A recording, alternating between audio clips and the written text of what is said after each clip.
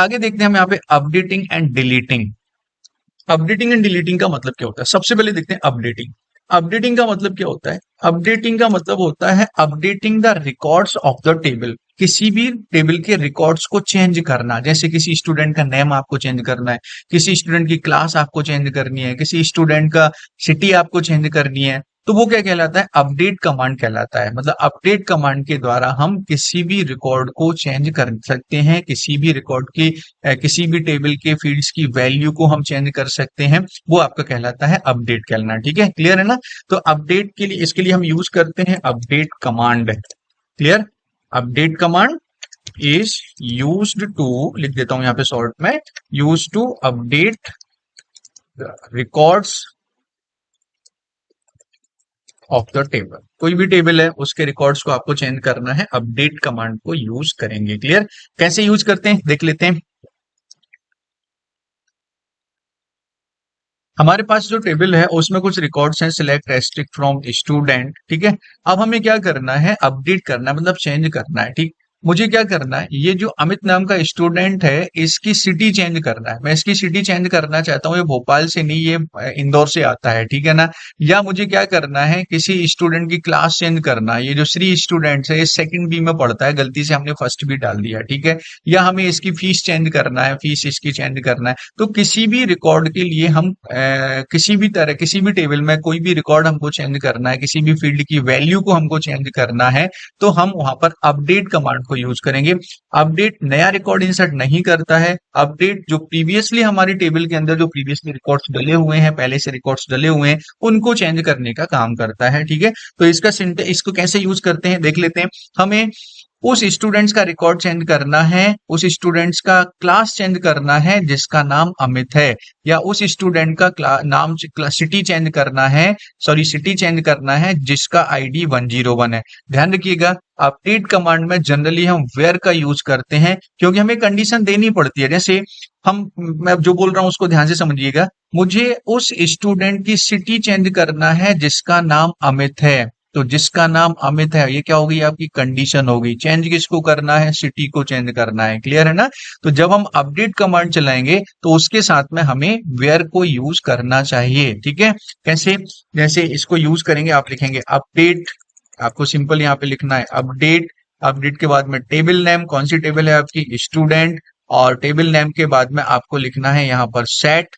Set के बाद किसको चेंज करना है? सिटी को चेंज करना है, तो आप लिखेंगे सिटी इज इक्वल टू, क्या वैल्यू देना चाहते हैं? न्यू वैल्यू, जो भी देना चाहते हैं वो न्यू वैल्यू लिखेंगे आप यहाँ पर।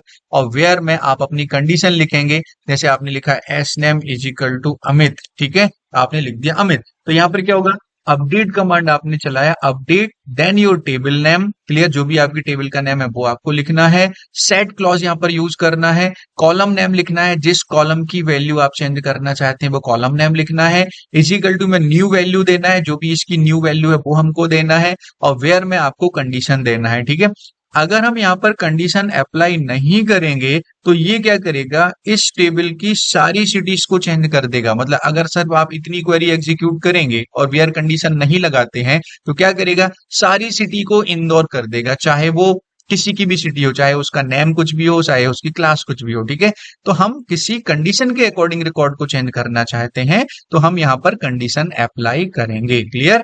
आई होप यू अंडरस्टूड। यहाँ पर आप एंटर करेंगे वन रो अपडेटेड। अभी देखिए अमित की सिटी क्या डिस्प्ले हो रही है? भोपाल। अब यदि मैं दोबारा सिलेक्ट कमांड चलाता हूं तो अमित की सिटी क्या हो गई? यहाँ पर इंदौर हो गई। क्लियर है ना?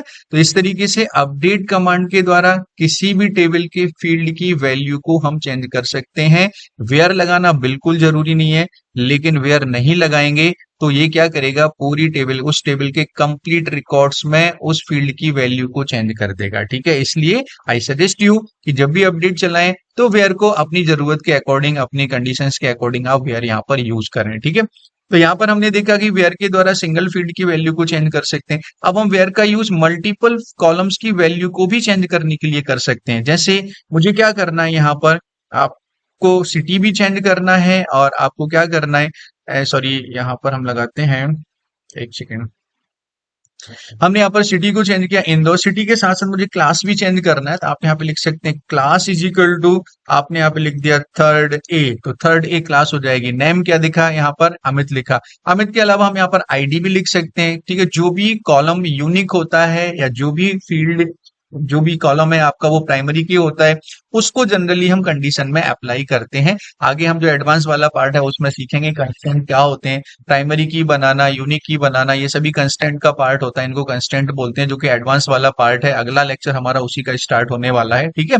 तो जनरली हम वेयर में प्राइमरी की कंस्टेंट, जो भी फील्ड होता है, प्राइमरी फील्ड होता है, उसको अप्लाई करते हैं। यहाँ पर मैंने एस नेम लिखा है, आप एस नेम के अलावा जो भी यूनिक फील्ड है, प्राइमरी फील्ड है, उसको यहाँ पर आप लिख सकते हैं, ठीक है। तो इस क्वेरी को देखते हैं। अपडेट स्टूडेंट टेबल को अपडेट करना है, स्टूडेंट टेबल के अंदर सिटी और क्लास को अपडेट करना है। सिटी हमको इंदौर करना है, क्लास हमको थर्ड ए करना है, और स्टूडेंट का नाम अमित है। अमित स्टूडेंट की क्लास और सिटी हमको चेंज करना है। तो सिटी में यहाँ पे कुछ और दे देता हूँ, आपने लिख दिया बरेली, सॉरी सॉरी सॉरी, आपने यहाँ पे लिख दिया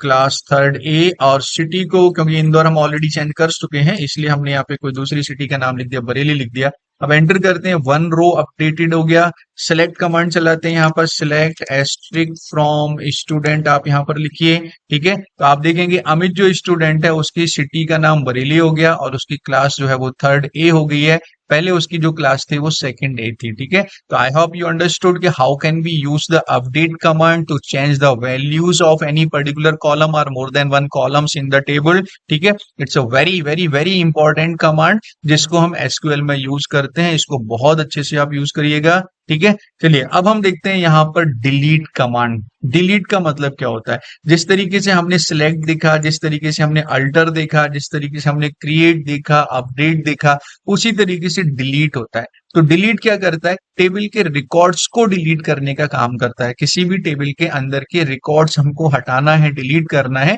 तो हम यहाँ पर डिलीट कमांड को यूज करते हैं, ठीक है। डिलीट को कैसे यूज करेंगे, जैसे हमारे पास जो कमांड क्वेरी है वो ये है, हमारे पास ये रिकॉर्ड्स हैं और मुझे क्या करना है, किसी पर्टिकुलर रिकॉर्ड को डिलीट करना है। मैं क्या चाहता हूं, इस 101 आईडी वाले रिकॉर्ड को मुझे डिलीट करना है, इसको मैं टेबल में नहीं चाहता है, ठीक है।